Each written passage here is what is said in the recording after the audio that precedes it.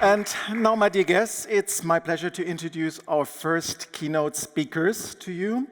And it is Ashley Dartnell, Global Diversity, Equity and Inclusion Senior Director, and you flew in from London today. Thanks for doing that, Ashley. And Ashley is joined by Kushal Khandhar, Global Pride at BCG Director at BCG, and you also flew in from London.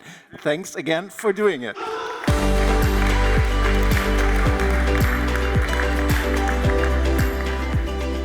Well, it's a pleasure to be here.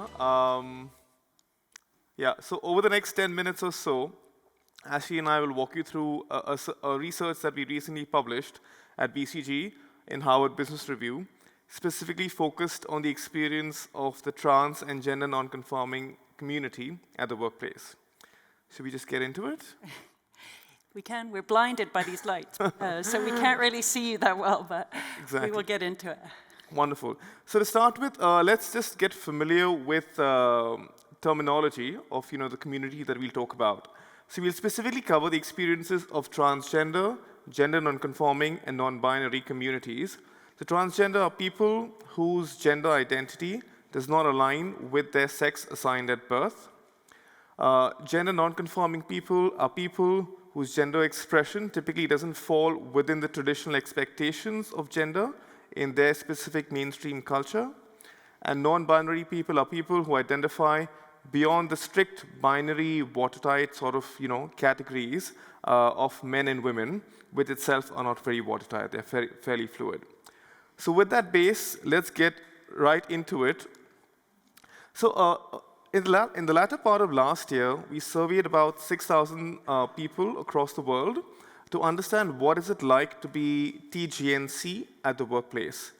Our survey covered about 8 countries in about 5 continents, and it's a one-of-its-kind extensive survey to understand and try and improve and give suggestions on how workplaces can become more inclusive for the TGNC community. So what did we find? So to start with, we asked and tried to find out what percentage of the TGNC community is actually comfortable enough to be out at the workplace, and the results were quite stark.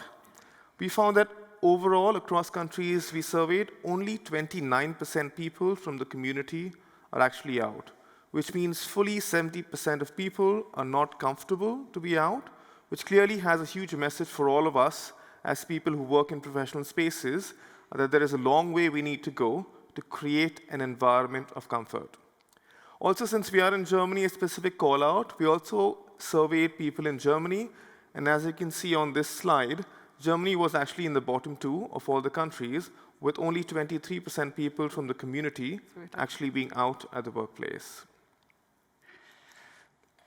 We also wanted to deep dive to understand which are the communities, which are the groups within a professional setting that the community is most comfortable and least comfortable to be out to. So what you see here as you move from the dark green to the dark red is the rankings of comfort that the TGNC community feels to be out. What was really surprising and stark and also worrying was that the 2 groups which were least comfortable was actually direct managers of TGNC employees and HR and benefits team. Now, all of us know that the TGNC community has very specific needs in terms of healthcare support, gender affirmation support, etc., which are largely managed by the HR and benefits team within the company. So this chasm clearly shows that the team which ideally should be the most trusted is actually the least trusted by the community, and that's something that really drives home the message that we really need to specifically focus on certain pockets within professional spaces as well to become more inclusive for the community. We also wanted to understand what is it like to be TGNC at the workplace. And again, when we saw the statistics, we weren't surprised, but we were clearly very heartbroken. So what this basically shows is across all countries, 49% to 76% of people from the TGNC community experienced 10 or more negative experiences at the workplace because of their gender identity. Now just imagine the amount of psychological weight this comes with if you belong to the community, how can you actually perform your best and live your full potential at work if you actually have to go through this kind of discrimination at the workplace?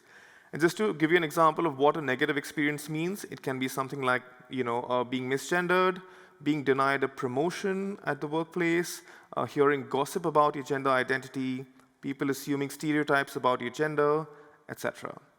So clearly, this gives us a lot to think about and shows the long way we have to go in corporate inclusion. On that note, I'd like to invite Ashley to take us through the rest of the presentation. Yeah. Before I go into mine, I just want to say, in addition to surveying the several thousand people we surveyed, we also did interviews with about 30 TGNC people around the world. And Kushal and I participated in those just to get a feel for the data that we were getting. And we also, on the team, had several TGNC individuals who work at BCG who are unfortunately not on the stage with us tonight, but who were very involved in the process. So this isn't something that is coming from a completely outside perspective. So I think that's just important to note. Okay, I'm going to talk to you a bit about inclusion, moving away from the kind of negative perspective. So BCG's been doing a lot of work over the past year around inclusion generally, and we published a big landmark study at the beginning of the year called Inclusion Matters. And basically what we were trying to understand is the business case for inclusion. And what we found is, and this was a much bigger study, 27,000 people across 16 different countries. And what we found is that in an inclusive environment, people are happier, employees are happier, they're more motivated, they're more ambitious, and they're less likely to leave the company. And so a really, really strong business case for having an inclusive environment. And so when we did this study, we also wanted to test the effect of inclusion on our TGNC population. And what we found is that being in an inclusive environment is really, really helpful to people of this community. And looking specifically at this, we asked the question, and I'll read it out to you, being out about my gender identity makes me feel ... And this is referring back to what Annika was saying, is just like being out is an indication of how included you feel. And what you see is that the answers to those questions, ranging from authentic, comfortable, creative, etc., ranged from the high 80s down, but being in an inclusive environment is extremely important. And if you look specifically at the numbers for Germany, you can see that it follows the same pattern. And so the business case for inclusion is strong across the board, but is in particular for this community. So, okay, so what can we as stakeholders do to help this community feel more included? And so starting from the top, what we found is, and this is just generally within the inclusion work we do, the commitment of your leadership team is the single most important factor in people feeling included within a company. And so the leadership of the company, not only talking the talk, which is super important, which we are doing, but also walking the walk, is crucial for all members of the community, but in particular for the diversity members of the community and the TGNC members in this particular instance. And what that means is, advocating allyship both internally and externally within a company.